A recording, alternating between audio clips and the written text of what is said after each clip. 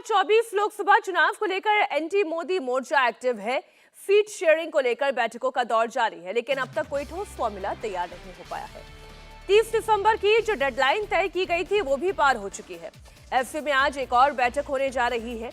आज दिल्ली में आम आदमी पार्टी और कांग्रेस के बीच सीट शेयरिंग को लेकर मीटिंग होगी, जिसमें पंजाब की 13 सीट और दिल्ली की 7 लोकसभा सीट को लेकर मंथन होगा।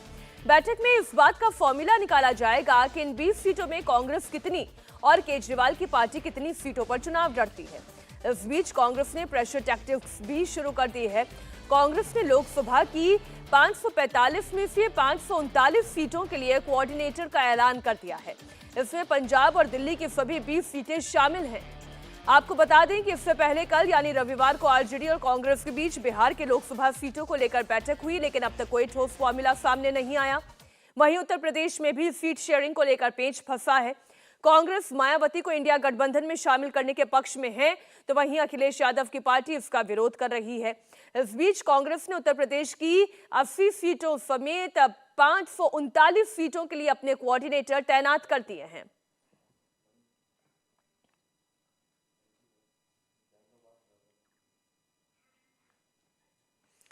आज दिल्ली में मुकुल वासनिक के घर पर एक बार फिर बैठक होगी। आज की बैठक में कांग्रेस और आम आदमी पार्टी के बीच सीट शेयरिंग पर फॉर्मूला तय किया जाएगा। बैठक की एक तस्वीर भी इस वक्त हम आपके सामने रख रहे हैं। बैठक में कांग्रेस की ओर से मुकुल वासनिक और सलमान खुर्शीद शामिल होंगे, तो वहीं आम आदमी पार्टी की ओर से सांसद संदीप पाठक, दिल्ली सरकार के मंत्री आतिशी और सौरभ भारद्वाज शामिल होंगे।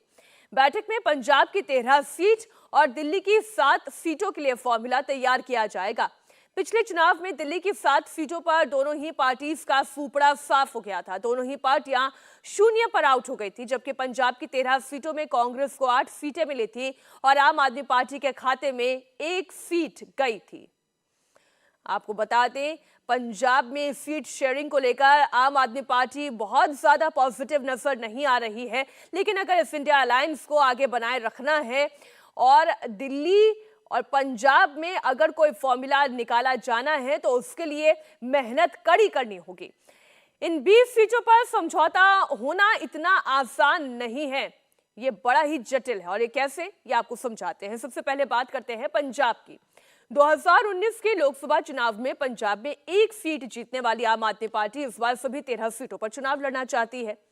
दरअसल 2022 में जब पंजाब में विधानसभा की 117 सीटों पर चुनाव हुए तो आम आदमी पार्टी को प्रचंड बहुमत मिला।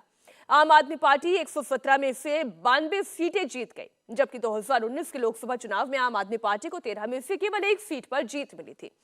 दूसरी ओर कांग्रेस पार्टी 2022 के विधानसभा चुनाव में 117 में से केवल 18 सीट ही जीत पाई। कांग्रेस पार्टी पंजाब की सत्ता से बाहर हो गई, जबकि 2019 में लोकसभा चुनाव में कांग्रेस पार्टी को 13 में से 8 सीट पर जीत मिली थी। अब पेच यहीं पर फंसा हुआ है। आम आदमी पार्टी के मुखिया अरविंद केजरीवाल सभी 13 सीटों पर दावा ठोक रहे हैं, तो वहीं कांग्रेस पार्टी का कहना यह है कि 2019 में जो 8 सांसद उनके जीते थे, कम से कम वो 8 सीटें उन्हें मिलनी चाहिए। एक एग्जाम्पल के तौर पर आपके सामने रखते हैं कि आप जरा याद कीजिए, दिल्ली का जब विधानसभा चुनाव हुआ तब यहां पर भारतीय जनता पार्टी ने मुंह की खाई, लेकिन वहीं जब लोकसभा चुनाव हुआ तो सातों की सातों सीटें बीजेपी ने जीत ली। तो इस तरीके से कहा जा सकता है, ये जरूरी नहीं कि विधानसभा चुनावों के रिजल्ट के अकॉर्डिंग ही लोकसभा के टिकट का बंटवारा हो, और कांग्रेस पार्टी इसी मानसिकता के साथ चल रही है।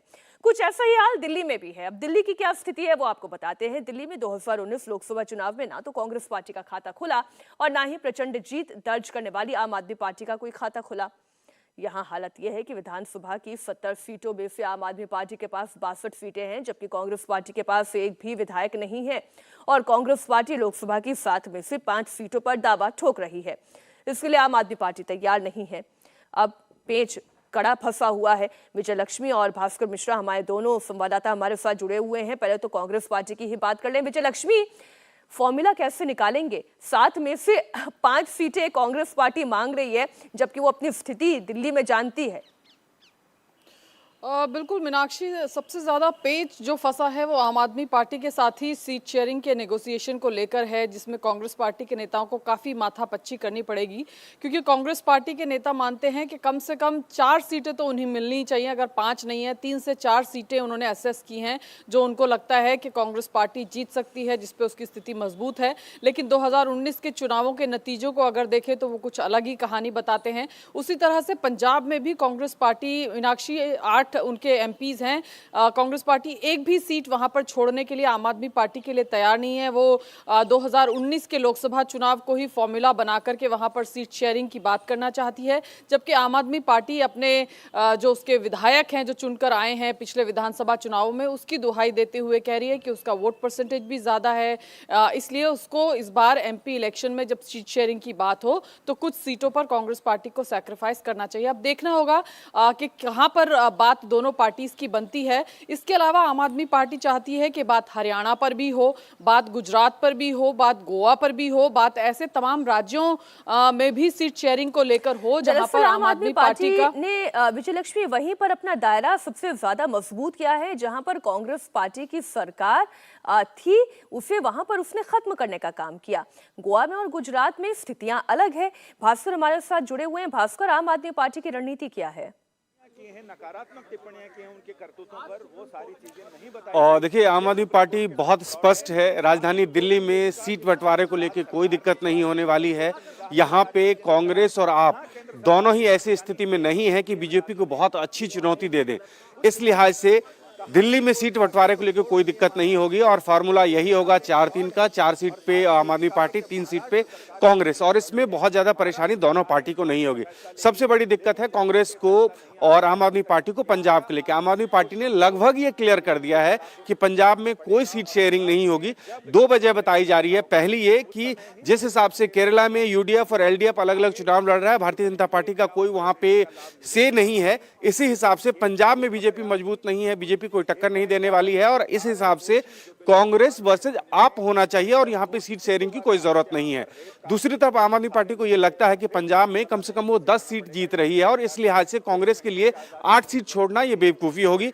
इसलिए सबसे बड़ी दिक्कत पंजाब में होने वाली है। इसके साथ साथ गुजरात में एक कैंडिडेट अरविंद केजरीवाल पहले ही अनाउंस कर चुके हैं, भरूच से लड़ेंगे। चेतर वसावा जो कि जेल में है, उनके लिए वो गए थे। चुनाव प्रचार भी गुजरात में शुरू कर दिया है।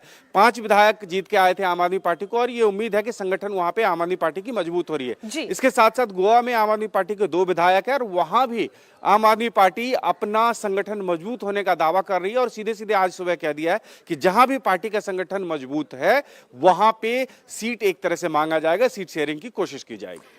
पटना का भी रुख कर लेते हैं। नीतीश चंद्रा हमारे साथ जुड़े हुए हैं। नीतीश, अगर हम बिहार और महाराष्ट्र की बात करें तो यहाँ पर तो पहले से ही स्थिति बनी हुई है, एक आपसी समझ है, लेकिन सीट शेयरिंग को लेकर अभी भी कशमकश है।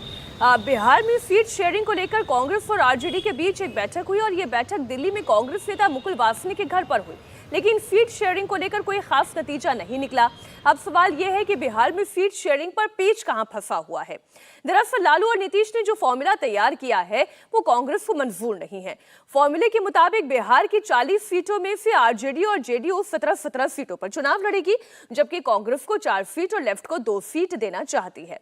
लेकिन कांग्रेस पार्टी पहले 10 से 11 सीटों का दावा ठोक रही थी, अब 8 सीटों की डिमांड कर रही है। इसे लेकर भी पेच फंसा हुआ है। नीतीश कुमार 2019 में जो 17 सीटों पर उम्मीदवार उतारे थे, उन्होंने वे उन सीटों पर अपनी दावेदारी एक बार फिर कर रहे हैं और गेंद आरजेडी के पाले में है कि कांग्रेस को मनाने की जिम्मेदारी लालू प्रसाद यादव की है। नीतीश, पहले इस पर आप थोड़ा सा जानकारी दे दें कि लालू यादव मना पाएंगे कांग्रेस पार्टी को और कांग्रेस पार्टी कितनी सीटें चाहती है?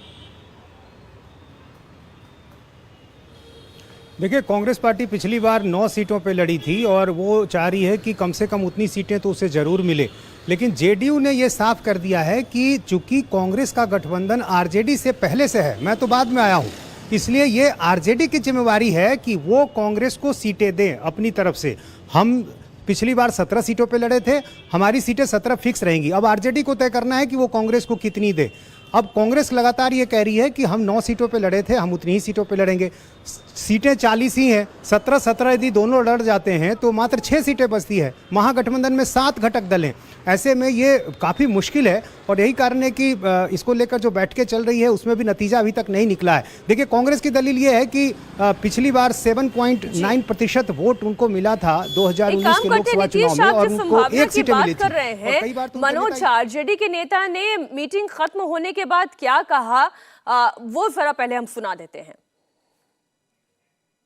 बातचीत क्या? बहुत बढ़िया, बहुत बढ़िया। कितने सीटों पर सर? बहुत कितने सीटों पर सर? कोई नहीं, कितने सीटों पर? क्वालिटी क्वांटिटी नहीं। सर एक मिनट अभी ये पहली बैठक हमने करी है।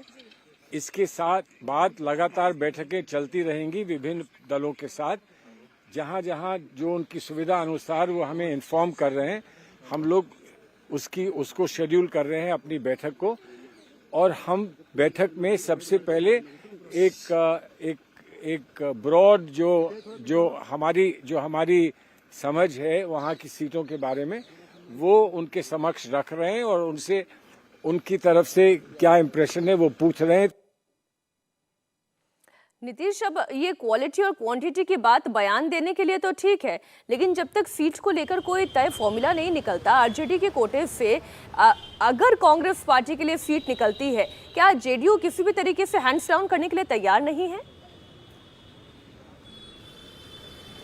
देखिए, अभी तक तो नहीं लगता, चूंकि जेडीयू की तरफ से ये साफ साफ कहा गया है कि चूंकि उनकी जितनी सीटें पहले थी उस पर लड़ेंगे और चूंकि कांग्रेस का गठबंधन आरजेडी से है इसलिए उनको तय करना। लेकिन निश्चित रूप से कोई समाधान तभी निकलेगा जब हर कोई समझौता करता दिखेगा।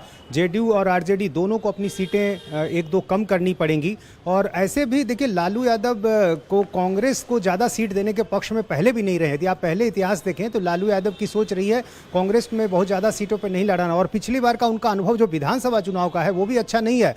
आज भी लालू यादव को इस बात की कसक है कि पिछले विधानसभा चुनाव में यदि कांग्रेस ने प्रदर्शन अच्छा किया होता, 70 सीटें मिली थी, सिर्फ 19 सीटें कांग्रेस यहां जीती थी। तो लालू यादव को इस बात का मलाल है कि यदि कांग्रेस का स्ट्राइक रेट अच्छा होता तो आज उनका बेटा बिहार का सीएम होता, उनकी अपनी सरकार होती, अपना मुख्यमंत्री होता।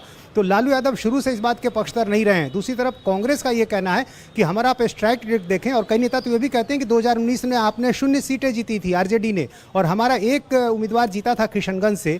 इसके अलावा विधानसभा चुनाव में जो प्रदर्शन है उसका भी हवाला देते हैं कांग्रेस के नेता। सीटों की अदला बदली की बात भी कांग्रेस की तरफ से कही जा रही है। पिछली बार जो 9 सीटें थी वही 9 सीटें कांग्रेस नहीं मांग रही है, उसमें से 3 सीटें ऐसी हैं जो कह रही हैं कि हम वहां नहीं लड़ेंगे। तो एक नहीं बल्कि कई पेच हैं। अब देखना यह है कि आखिर लालू यादव इसको कैसे सुलझाते हैं। जाहिर है नीतीश कुमार को भी इसमें पहल करनी होगी, तभी इसका समाधान निकल सकता है। 40 सीटें हैं और ऐसे में जो बंटवारा है वो बहुत आसान नहीं है। एक बार महाराष्ट्र की भी बात कर लेते हैं। इंडिया अलायंस में सीट शेयरिंग पर चर्चा के बीच कांग्रेस पार्टी ने लोकसभा की 539 सीटों पर कोऑर्डिनेटर घोषित कर दिया है। कांग्रेस का कहना है कि ये कोऑर्डिनेटर चुनावी पिच तैयार करेंगे, वे स्थानीय नेताओं से बातचीत करेंगे और चुनावी तैयारियां भी परखेंगे। जिन इलाकों की जिम्मेदारी दी गई है वहां की रिपोर्ट भी हाईकमान को भेजेंगे। खास बात यह है कि जिन जिन राज्यों में इंडिया अलायंस के सहयोगी दल मजबूत है वहां भी सभी सीटों पर कोऑर्डिनेटर बनाए गए हैं, जैसे कि बिहार की सभी 40 सीट, यूपी की सभी 80 सीट, पंजाब की 13, बंगाल के 42 और दिल्ली की 7 सीटें इसमें शामिल है। हालांकि महाराष्ट्र की 48 में से 46 सीटों पर कोऑर्डिनेटर तैनात किए गए हैं। जो 2 सीटें छोड़ी गई हैं उसमें शरद पवार की बारामती सीट शामिल है। हमारे साथ चलिए एक और रिपोर्ट आपको पहले बता दें। इसे लेकर बीजेपी नेता और पश्चिम बंगाल बीजेपी के प्रदेश अध्यक्ष सुकांत मजूमदार ने कांग्रेस पार्टी पर तंज कसा है। सुकांत मजूमदार ने कहा है कि अगर कांग्रेस पार्टी सभी 545 सीटों पर चुनाव लड़ना चाहती है तो फिर बाकी सहयोगी क्या करेंगे। साथ ही कहा कि ममता बनर्जी ने मल्लिकार्जुन खड़गे को बलि का बकरा बनाया है। तो अगर 545 सीटों में कांग्रेस तैयारी कर रहा है मतलब कांग्रेस लड़ेगी। तो कांग्रेस अगर 545 सीटों में लड़ेगी तो ये अलायंस का क्या होगा? अलायंस क्या तंबाकू लेने गया जाएगा? तो ऐसे तो नहीं चल सकता। और मुझे लगता है वो भी सीनियर लीडर है, तैयारी अपने सीट से पहले करे, क्योंकि पिछली बार वो हार गए थे हमारे कैंडिडेट के साथ अगेंस्ट में। देखिए, इंडिया अलायंस मैंने पहले भी बोला था, इट्स अननेचुरल अलायंस है, ये टिक नहीं सकता किसी के साथ, किसी की आइडियोलॉजी की कोई मैचिंग नहीं है। सिर्फ इतना ही नहीं, ऐसे ऐसे पार्टियां इसमें जुड़े हुए हैं जिनके जुड़ने से ज़ीरो ही होता है। आरजेडी के साथ ममता बनर्जी जुड़ने से ज़ीरो ही होगा, इसका क्या इफेक्ट आएगा? या शिवसेना के साथ अगर ममता बनर्जी जुड़ती है तो शिवसेना को कितनी वोटों की फायदा होगी महाराष्ट्र में? ज़ीरो की फायदा होगी। वाइस वर्सा इधर है, शिवसेना जुड़ने से ममता बनर्जी को 0 वोट की फायदा होगी, उल्टे 2-4 मुस्लिम वोट भाग जाएंगे। मोदी लहर के आगे ये लोग टिक ही नहीं सकते। मोदी जी को तो मान लिया इन लोगों ने कि यही प्राइम मिनिस्टर बनने वाले हैं, इसलिए ममता बनर्जी जो हर जगह में अपना फोटो चिपकाता रहती है, अपना नाम चिपकाती रहती है, वो उनके जैसा इगोइस्टिक महिला भी प्रधानमंत्री के हिसाब से अपना नाम नहीं दे रही है। वो मल्लिकार्जुन खड़गे को आगे कर रही है कि बकरा इसी को बनाओ। इस बीच महाराष्ट्र में भी सीट शेयरिंग को लेकर कोई फॉर्मूला अगले 1 से 2 दिन में निकल सकता है। महाराष्ट्र में सीट शेयरिंग को लेकर आज उद्धव ठाकरे की पार्टी के नेता संजय राउत दिल्ली आने वाले हैं। साथ ही कांग्रेस पार्टी ने महाराष्ट्र के अपने बड़े नेताओं को दिल्ली बुलाया है ताकि सीट शेयरिंग पर बात की जा सके। आपको बता दें कि कल यानी 9 जनवरी को दिल्ली में महाविकास अघाड़ी की मीटिंग होनी है। इसमें सीट बंटवारे पर बात बन सकती है। बताया जा रहा है कि महाविकास अघाड़ी में उद्धव और शरद पवार के बीच सीट शेयरिंग को लेकर सहमति बन चुकी है, लेकिन कांग्रेस पार्टी की ओर से कोई ठोस फैसला नहीं लिया गया है। इसके बाद उद्धव ठाकरे ने कांग्रेस हाईकमान से बात करने के लिए संजय राउत को दिल्ली भेजा है। महाराष्ट्र में लोकसभा की 48 सीटों पर सीट शेयरिंग को लेकर महाविकास अघाड़ी के बीच अब तक सहमति नहीं बन पाई है। हालांकि सूत्रों का कहना है कि अकोला सीट को लेकर महाविकास अघाड़ी एकमत है। यह सीट प्रकाश अंबेडकर की पार्टी को देने का फैसला लिया गया है। हालांकि अंतिम मोहर महाविकास अघाड़ी की बैठक के बाद ही लिया जाएगा। महाराष्ट्र की सीट शेयरिंग को लेकर महाविकास अघाड़ी में पहले से ही एक राय नहीं बन पाई है। इस बीच मुंबई साउथ की सीट को लेकर भी शिवसेना और कांग्रेस के बीच में खींचतान शुरू हो गई है। कांग्रेस नेता मिलिंद देवड़ा ने उद्धव ठाकरे को नसीहत दी है और कहा है कि अगर फैसला लेने में देर हुई तो कांग्रेस पार्टी यहां अपना उम्मीदवार घोषित कर देगी।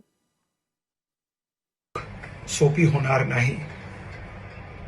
कोणीही सार्वजनिक विधाने आणि दावे करू नयेत आणि जर एखादा पक्ष औपचारिक चर्चा पूर्ण होईपर्यंत थांबायला तयार नसेल तर काँग्रेस ही जागावर दावा करू शकते आणि उमेदवारांची घोषणा करू शकते। मला आशा आहे की आजचा हा संदेश आपल्या माध्यमातून मुंबई आणि दिल्लीतील महत्त्वाच्या लोकांपर्यंत पोहोचेल। दिनेश हमारे साथ जुड़े हुए हैं। दिनेश, कांग्रेस पार्टी के विचलित होने के पीछे वजह क्या है कि मिलिंद देवड़ा को इस तरीके का बयान देना पड़ा?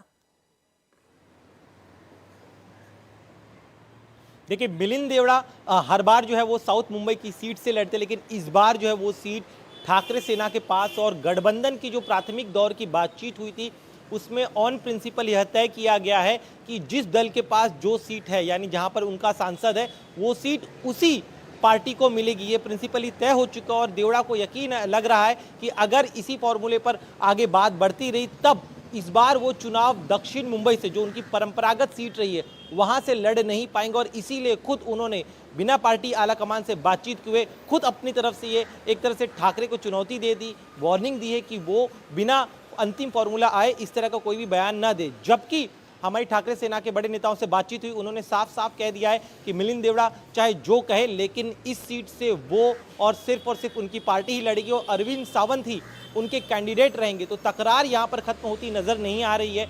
परेशानी सिर्फ एक सीट को लेकर नहीं है, बल्कि महाराष्ट्र की जो अन्य सीटों को लेकर बातचीत को लेकर पवार में सहमति हो, पवार और ठाकरे में सहमति हो चुकी है, लेकिन राज्य कांग्रेस के जो नेता है वो कोई फैसला नहीं ले रहे, वो कोई क्लैरिटी नहीं दे रहे। जब भी किसी सीट को पर मुहर लगाने की बात आती है तब महाराष्ट्र कांग्रेस के नेता दिल्ली आला कमान से पूछकर बताते हैं, इस तरह का बयान देते हैं।